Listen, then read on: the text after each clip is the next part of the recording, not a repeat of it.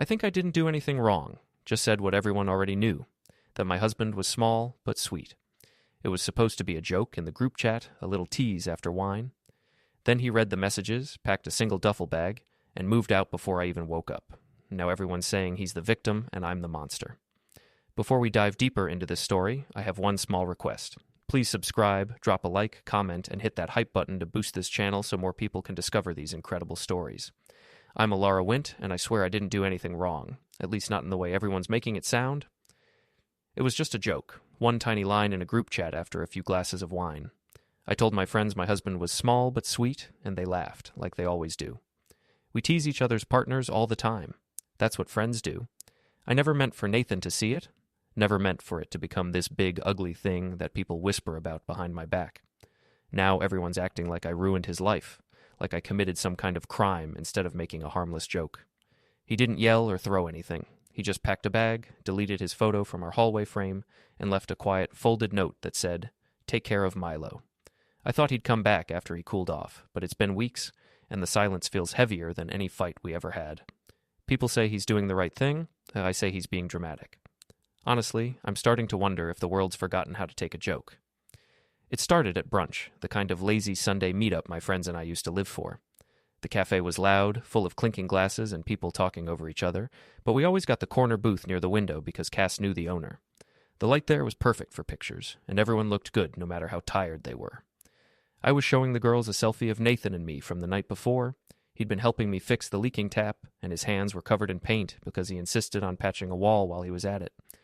I thought it was cute. Cass laughed and said, "You always get the wholesome husband shots. He's like a Pinterest dad." Priya rolled her eyes and said, "Yeah, but he's not exactly hot material, right?" Everyone laughed. I could have stopped it there, but I didn't. I don't know what made me say it. Maybe the mimosa, maybe the way Cass smirked. But I shrugged and said, "He's small but sweet. You know?" The table went quiet for a heartbeat, then they burst out laughing. I laughed too. It felt like a release, like a harmless bit of girl talk. Priya nearly choked on her drink. Cass said, "Oh my God, Elara, you did not just say that." I said, "What? It's true. He's not a bad guy. He's just gentle." Jen, the quiet one, gave me a look. "You shouldn't say that about your husband," she said. "If he heard you—" I cut her off. "Relax. He's not even on our chat half the time. He hates social media." Cass leaned in, grinning. "Wait, is he really small, though?" I waved my hand. "It's an inside joke. Don't make it weird." Of course, it was weird, but I liked the attention. I liked the way they all laughed and looked at me like I was bold, like I was the one who could say what they were too polite to. They started teasing their own partners then, one by one, turning it into a competition of whose man was duller, lazier, quieter. By the end, it felt like a performance. We weren't wives, we were comedians. When I got home, Nathan was in the kitchen making lunch.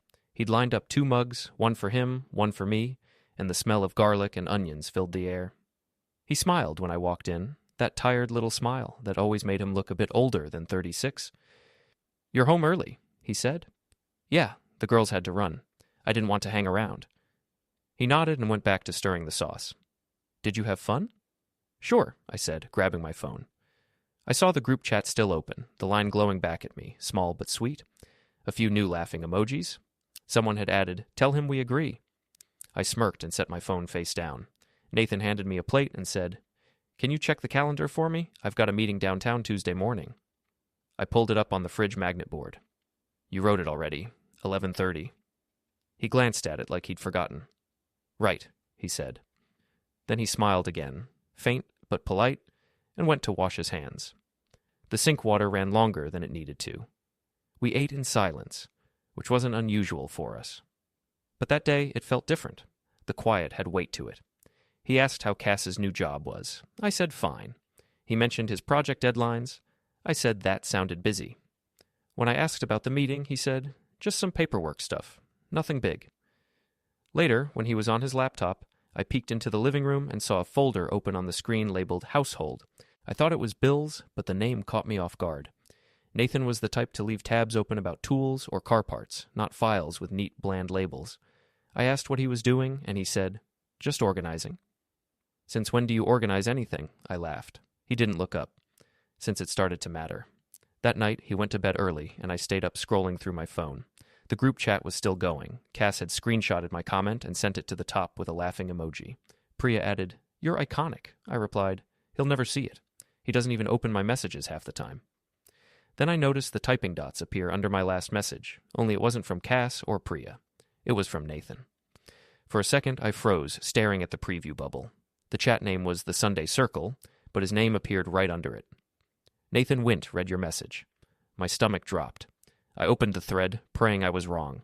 The whole chain was there, every line, every emoji, every comment. The last message was his, a single reply. "I see." I told myself it wasn't that bad. People joke about worse things. Maybe he'd understand once I explained. Maybe he'd even laugh. When I went to our room, the light was off, but he wasn't asleep. He was lying on his back, staring at the ceiling. "You saw the chat?" I asked, trying to sound casual. He didn't turn his head. "I did." "It was a joke," I said quickly. "You know how the girls are." He exhaled slowly. "I didn't know you were one of them." That made me bristle. "What's that supposed to mean?" He said, "You talk about me like I'm some story you tell to fill space." I rolled my eyes. "You're being dramatic. You know I didn't mean it like that." "I know exactly how you meant it," he said, voice low but steady. "You needed to make people laugh, and I had to be the punchline. I tried to laugh it off, to walk around to my side of the bed like it wasn't serious. Come on, Nathan. If I can't make a joke about my own husband, who can I joke about?" He finally turned to look at me. His eyes weren't angry, just tired. "Maybe start with yourself," he said. I wanted to snap back, but his calmness made it impossible. He turned off the lamp and rolled away. I stood there, holding my phone, unsure what to do with my own heartbeat. The next morning, he was gone before I woke up. His mug was washed, set neatly beside the sink. The house felt too quiet again, that strange kind of quiet where you can hear the fridge hum and your own thoughts bouncing off the walls. I called Cass. "He saw the messages," I said. She gasped like I told her a celebrity had died. "Oh my God, what did he say?" "Nothing, just left early." "That's creepy," she said. "Like, who does that? If he's mad, he should just say it." "That's what I said," I muttered. "It's passive-aggressive." "Honestly, he'll get over it. Men always do. Just act normal. Don't feed into it." I wanted to believe her. I told myself he'd cool down in a day or two. But by Tuesday morning, when I went to grab milk from the fridge, I saw the calendar again. Downtown, 11:30 a.m. The note looked fresh, written in his neat, deliberate handwriting. Next to it was a sticky note that said, "Bring forms." I didn't think much of it. Probably work papers. But something about the phrasing stayed in my head, like he'd copied it from somewhere official. When he came home that night, I tried to make conversation. Asked if he wanted dinner. He said he'd already eaten. Asked if he was still upset. He said he wasn't. "You're lying," I said, smiling a little, trying to make it playful. He looked up from his phone. "Why do you always think honesty is optional?" That threw me off. "Because not everything has to be a big deal, Nathan." He nodded once, as if confirming something to himself. "You're right," he said. "Some things handle themselves." I frowned. What's that supposed to mean? But he didn't answer. He rinsed his mug again and went to the guest room. That night, I scrolled through my phone again. The chat was quiet for once. No emojis, no teasing, just silence. I typed, "He's overreacting." I swear it was just a joke. Then I deleted it before sending. I couldn't sleep. I kept replaying his words in my head, the calm way he'd said, "Some things handle themselves." The house was still, the air too still. I thought about going to check the guest room, maybe apologize, maybe start another argument just to break the silence. But instead, I lay there, staring at the wall, until I saw the faint glow of his phone under the door crack. He was typing something. Then a soft click, the sound of a drawer locking. By Wednesday, the story had already spread further than I could have imagined. I didn't even know how it happened. Maybe Cass told someone at work. Maybe Priya showed the screenshot to her boyfriend who showed someone else. By the time I reached the office that morning, people were smiling a little too politely when I walked in. I tried to ignore it. Logged in, opened emails, sipped my coffee. But then my coworker, Kelsey, leaned on my cubicle wall with that look, the one people get when they're dying to gossip but want to seem innocent. She said, "Rough morning?" I blinked at her. Why would it be rough? She bit her lip like she was trying not to laugh. "Oh," Guess you haven't seen the chat thing going around. My stomach tightened. What chat thing? She raised her hands, all fake innocent. Nothing. Forget it. I just heard some people in accounting talking about it. Then she walked away, leaving that sentence dangling in the air like bait. I opened my phone under the desk. The group chat was still the same, but someone had left. Cass removed herself from the chat. Then another message. Priya changed the group name to Sunday Circle, Archive. Archive. Like I was a dead project. I texted Cass privately. Why'd you leave? No answer. I tried again. Did something happen? After a few minutes, she replied. Hannah called me, said Nathan saw everything. He's telling people you humiliated him. I don't want to get dragged into it. I stared at the message. My throat went dry. You told her? I typed. She replied, I didn't mean to. I thought she already knew. She asked what happened, and I said you guys were joking around. So now his sister knows? Probably everyone knows. I locked my phone and sat there pretending to work while my ears buzzed. The worst part was knowing how fast these things moved. Once something like that escaped your circle, it was unstoppable. When I got home that evening, Nathan was at the table with his laptop open. The same folder, Household, still sat there. This time, beside it, another folder named Utilities. Everything neat, color-coded, lined up.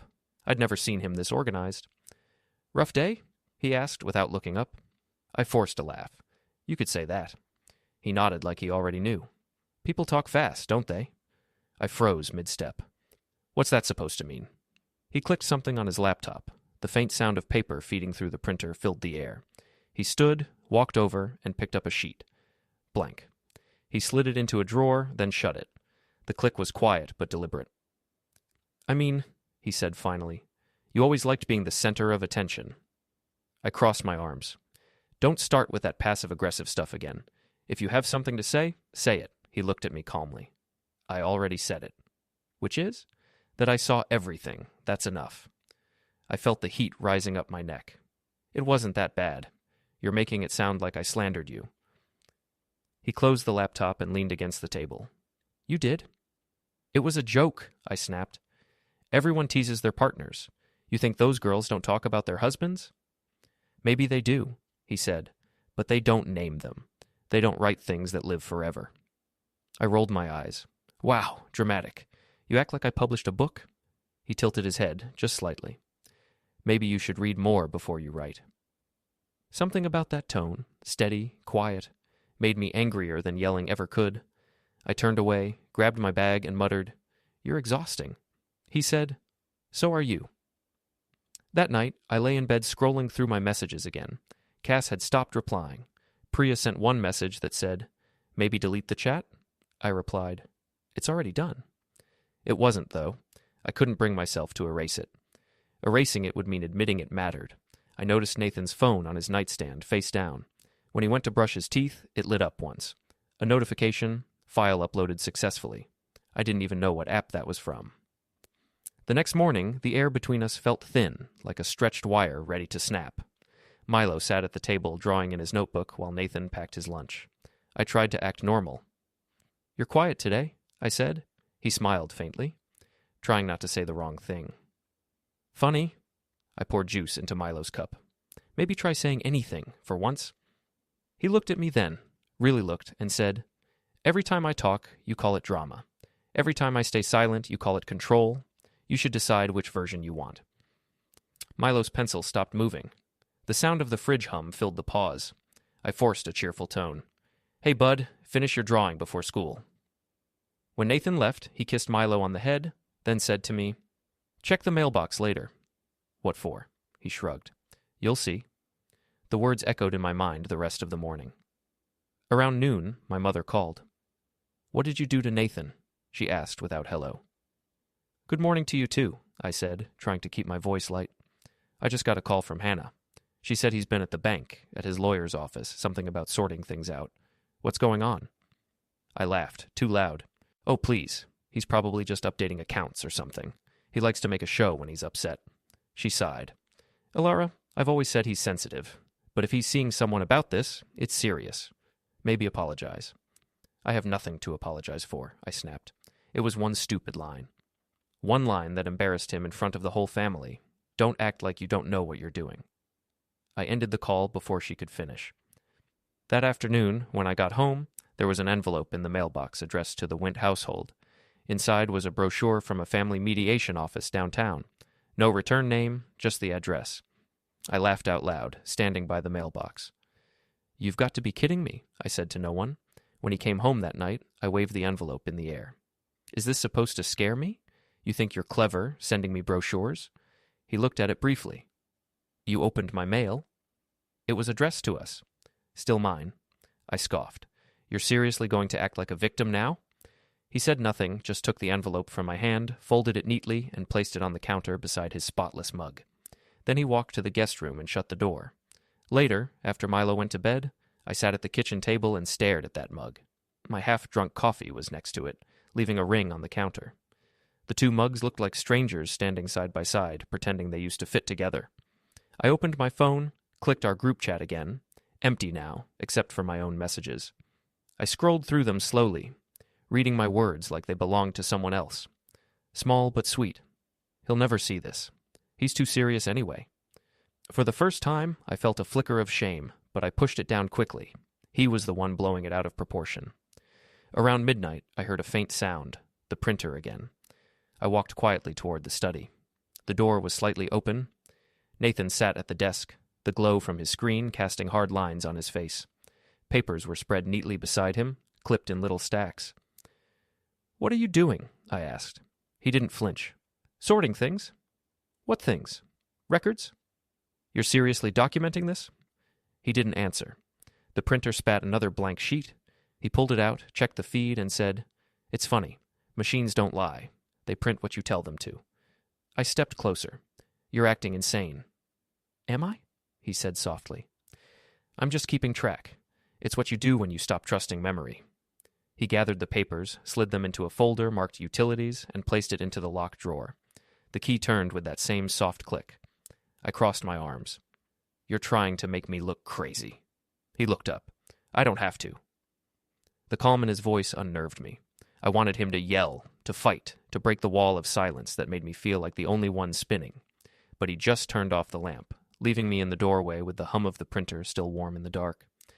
When I crawled into bed later, I checked my phone again. A notification flashed at the top. Nathan Wint added a reminder. Downtown, 9:25 a.m. I stared at it, my pulse hammering. He'd never shared his calendar with me before. The following weekend, I decided I wasn't going to let his silence ruin my mood. Cass might have ghosted me, Priya might have turned skittish, and my mother was still on her Just Apologize campaign, but I refused to sit at home feeling like a villain. So when my coworker Jordan mentioned his friend Callum was opening a new fitness studio downtown and invited me to the launch, I said yes. Callum was one of those people who could make anyone feel like the most interesting person in the room. He'd trained half our office staff during their New Year, New Body phase. I'd seen him around before, tall, confident, the kind of man who looked like sunlight followed him around. When he recognized me at the event, he said something about my name sounding Greek and romantic, and I laughed harder than necessary. There was music, flashing lights, trays of champagne. For a few hours, I could almost forget the mess waiting back home. I danced with a few coworkers, posed for photos, tagged the studio on social media with a caption. Sometimes you have to show up for yourself. When Callum came over with a drink, he asked where my husband was. I told him Nathan didn't like crowds or fun. He said, "His loss," and clinked his glass against mine. It was harmless, or at least that's what I told myself as I let the moment linger. Later that night, I got home to find Nathan sitting at the kitchen table again, his laptop open. The same folders, household, utilities, and now a new one named personal. His posture was calm, composed. The only sound was the quiet hum of the fridge. "You're up late," I said, slipping off my shoes. "Early," he corrected without looking at me. "Just finishing some things." I rolled my eyes. "Always finishing things.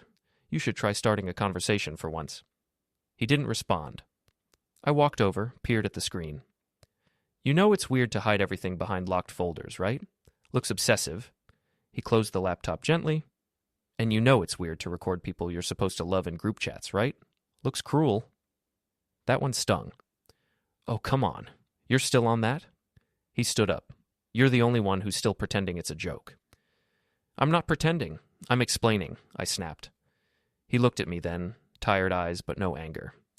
"You can't explain away humiliation, Elara." I wanted to scream. Instead, I said, "You need therapy." He nodded once. I booked it, 10 a.m. Tuesday. That threw me off. "You're actually going?" "I'm doing a lot of things now." He brushed past me, opened a drawer, and took out a USB labeled only with the date. He slipped it into his pocket before walking out of the room.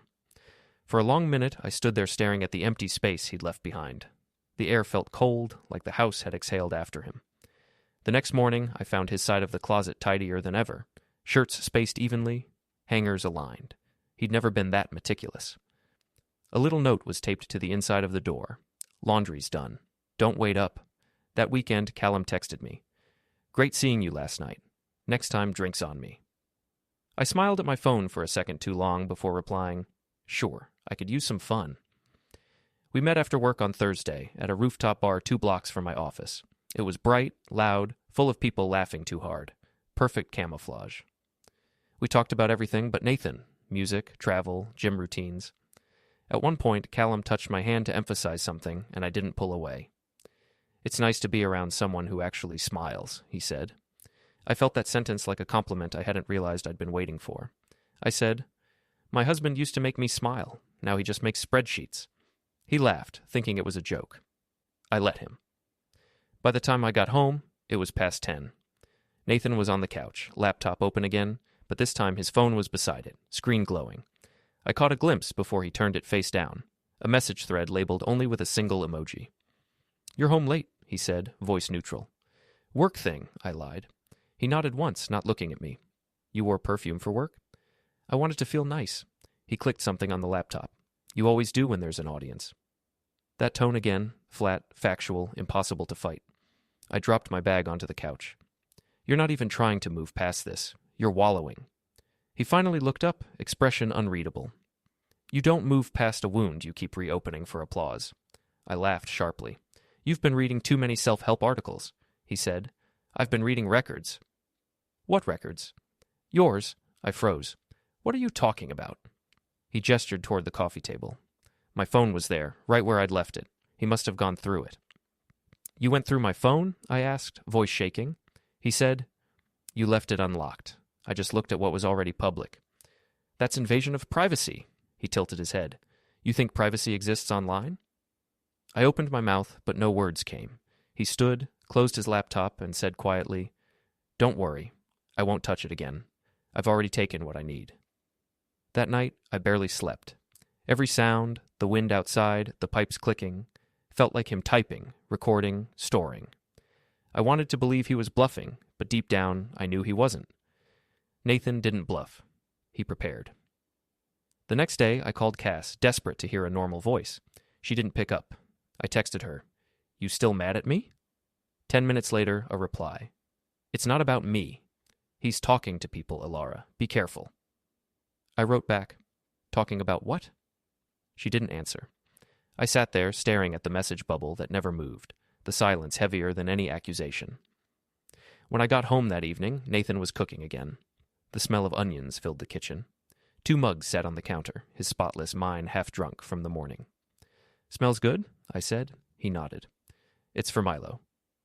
"What about me?" He looked at me evenly. "You already ate." I frowned. "How would you know that?" He turned off the stove. "You tagged the restaurant." For a second, I forgot to breathe. He was right.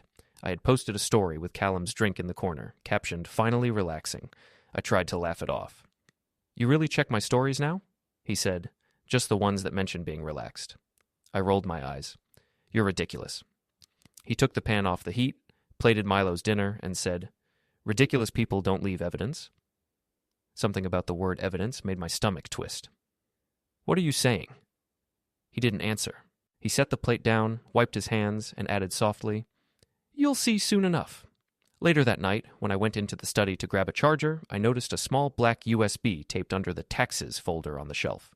The label said only 0522. I stared at it for a long time, debating whether to take it. I didn't. I told myself it was probably old backup stuff. The next morning, Nathan was gone early again. Milo's lunch was packed neatly, and there was a sticky note on the fridge that said, "Have a good day, champ." None for me. At work, Callum sent another message. "Lunch later? Promise it's just food." Once I typed, "maybe," then deleted it. Typed again, Sure. When I came home that evening, Nathan was on the couch again, but this time he wasn't working. He was holding a photo album, our wedding pictures. He looked up and said, "Do you remember this day?" I smiled, unsure. "Of course." He turned a page. "You said the vows felt like theater. Do you still feel that way?" I blinked. "I don't remember saying that." "You did," he said quietly, and I wrote it down. I felt a chill run through me. He closed the album, placed it neatly on the table, and stood. "I'm not angry, Elara. I'm just done being material for your audience." I said, "So what, you're just going to disappear? That's your solution?" He met my eyes, calm as ever. "Solutions require problems. This feels more like closing a file." He walked to the guest room, the sound of the door latch clicking like punctuation on his sentence. I stood in the living room, surrounded by quiet and the faint scent of cooked onions, realizing I didn't understand him at all. For years I thought I could predict his moods. But this version of him, measured, deliberate, was a stranger. By the end of that week, my life felt like a hallway full of closed doors. Cass wouldn't answer my calls, Priya had muted me, and my mother texted, "Have some dignity, Elara." Even Milo seemed quieter. He'd sit at the table doodling while Nathan moved through the house like a shadow, present but untouchable. Friday afternoon, I came home early, determined to talk, to fix it somehow.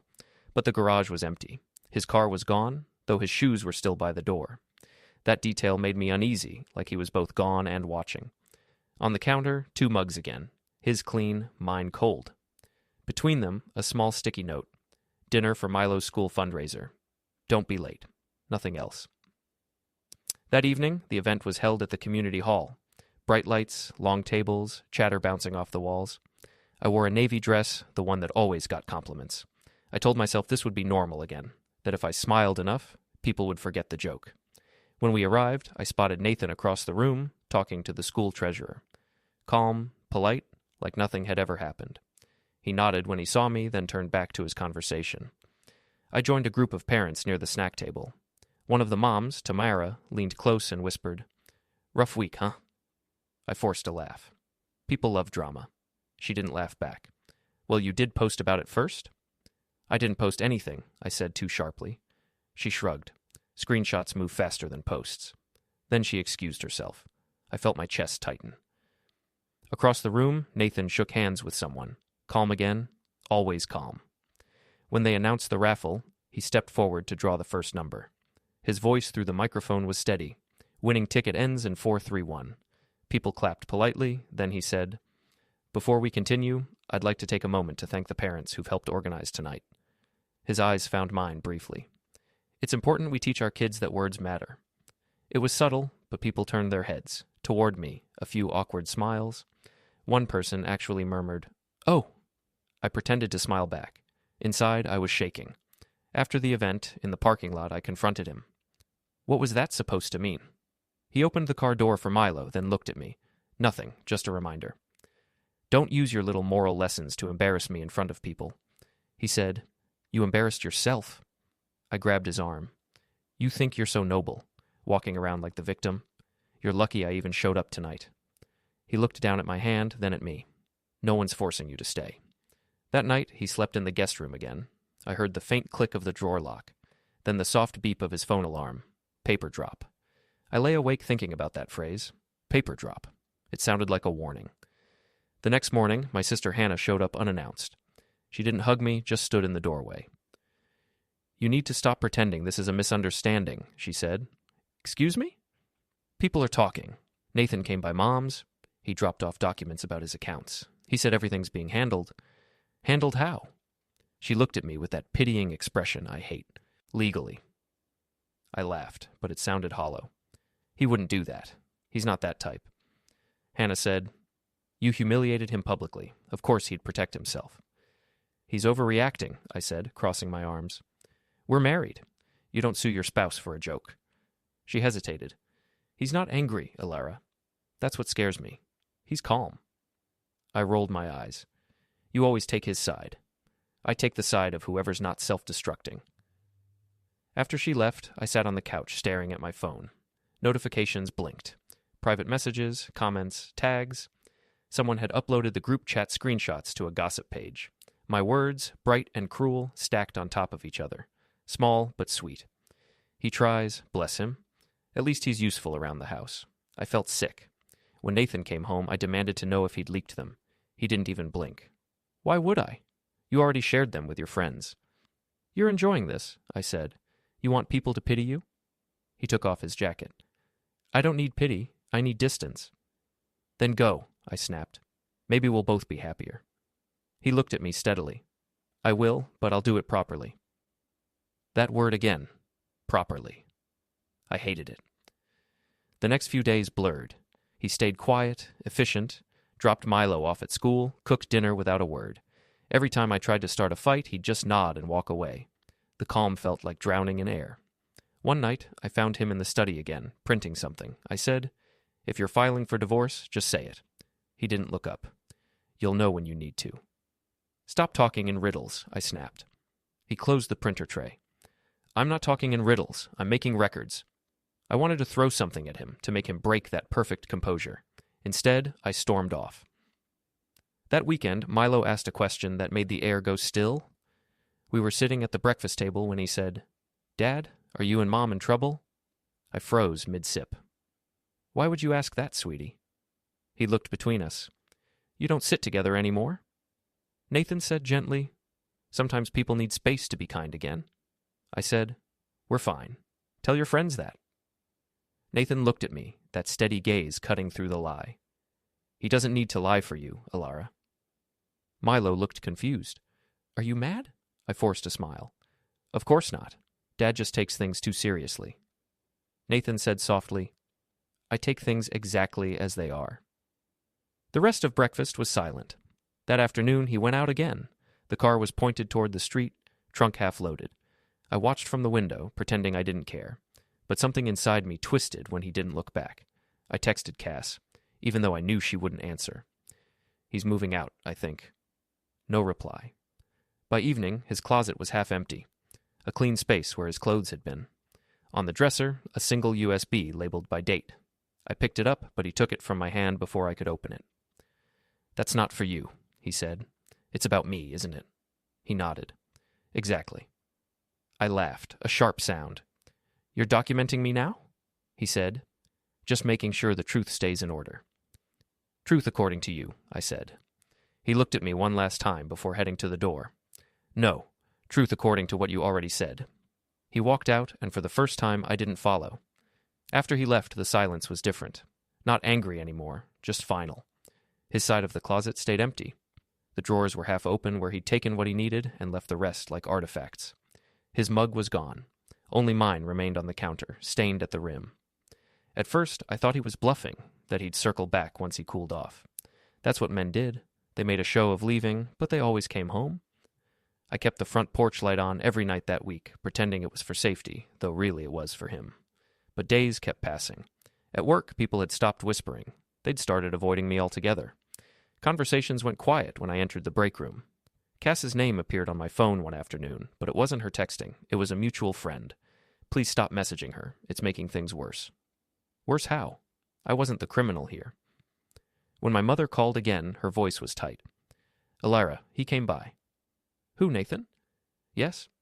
He said he's arranging things legally, financially. He didn't raise his voice, but he looked done. I laughed. He's bluffing. He wouldn't survive a week without me. She didn't laugh back. Maybe he doesn't want to survive with you. That stung. You've always liked him more than me. She sighed. No, Elara. I just never liked what you turned him into. I hung up. That night, I poured wine and scrolled through old photos of us, vacations, dinners, Milo's birthdays. In every one, he was the same, patient, composed, steady. I used to find that boring. Now it made my throat tighten. When Milo asked why Daddy wasn't home, I said, he's just staying somewhere else for a while. He looked at me carefully, too old for his 7 years. Because of what you said about him? I froze. Who told you that? He shrugged. Uncle sent a video. It was on your phone. My stomach dropped. What video? He pointed at the tablet on the coffee table. The screen was open to a clip of me laughing at brunch, the one where I said the line, small but sweet. Someone had uploaded it to a gossip thread. My voice, my friend's laughter, my words echoing. The caption read, When your husband finds out what girls' brunch really means. I shut it off immediately. You don't ever watch that again, okay? He nodded, confused and quiet. That night, I couldn't sleep. Every sound in the house felt foreign. The ticking clock, the creak of the floorboards, even my own breathing. I checked Nathan's social accounts, but everything was gone. Deleted. His number, when I tried calling, went straight to voicemail. By Thursday, I received the first sign that his calm had shape. A letter arrived addressed to Elara Wint, private and confidential. The return address was a storage facility downtown. Inside was a single note, typed neatly. Your personal items are available for pickup until the 15th. Locker 214, key enclosed. I stared at it, half expecting it to explode into meaning. He'd boxed me up. I called his sister, Hannah. Is this your idea of mediation? She said. He's giving you space. By throwing my things in storage? By not shouting, she replied. You should be grateful for that. I wanted to scream. He's humiliating me publicly. Hannah's tone didn't change. You started in public, Elara. I hung up before she could finish. That evening, I went to the storage unit just to prove I wasn't afraid. The manager gave me a key with a polite nod. Inside, everything was neat. Boxes labeled kitchen, clothes, books, photos. He'd packed them with care, even wrapped my perfume bottles in paper. It made me angrier. Care felt worse than cruelty. On top of one box sat a small envelope. Inside was a receipt with his handwriting. Archived 06-12, A. I didn't know what A meant. Archive? Accusation? When I got home, I poured more wine. The house smelled like dust and lemon cleaner. My reflection in the window looked older than 34. That's when Cass finally texted. He's talking to someone, a professional, about evidence. I don't want to be in this anymore. I typed back, You're betraying me too? Her reply came fast. You betrayed him first. I deleted the chat before I could read it again. The next morning, Milo was quiet while eating cereal. Dad said I can stay with him this weekend, he said. I turned, startled. He told you that? He nodded. He called the school. They said it's fine. He doesn't get to make plans without me, I said sharply. Milo frowned. He said he's doing it properly. That word again. Properly. When Nathan came to pick him up that afternoon, he stood in the doorway, polite, distant, wearing that same calm like a uniform.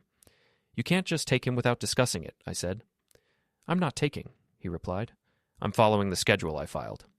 What schedule? He looked at me evenly. You'll see soon. Then he crouched to Milo's level. Ready, champ? Milo nodded and hugged me quickly. I tried to smile, but my throat burned. As they walked to the car, I called out, You think this makes you the hero? You're destroying our family to look noble. He turned once, not angry, just factual. You destroyed the image first. I'm just finalizing the truth. The car pulled away, taillights fading into the street. For the rest of the weekend, I drifted through the house like a ghost. Every surface felt too clean. I checked my email constantly, waiting for something, an apology, a warning, anything. On Sunday night, it came, a message from an address I didn't recognize. Notice of intent. Service scheduled Monday, 3 p.m. Courthouse Plaza. My chest went cold. I called him immediately. Straight to voicemail. I paced the kitchen, muttering to myself, He wouldn't. He wouldn't actually do it. But deep down, I knew he would. He'd been preparing for this quietly, methodically, while I'd been posting, defending, pretending. I wanted to call my mother, but I couldn't stand the I told you so tone I'd hear. So I sat on the couch, staring at the empty space where his mug used to be, and whispered to no one, He's bluffing. Only this time, my own voice didn't sound convinced.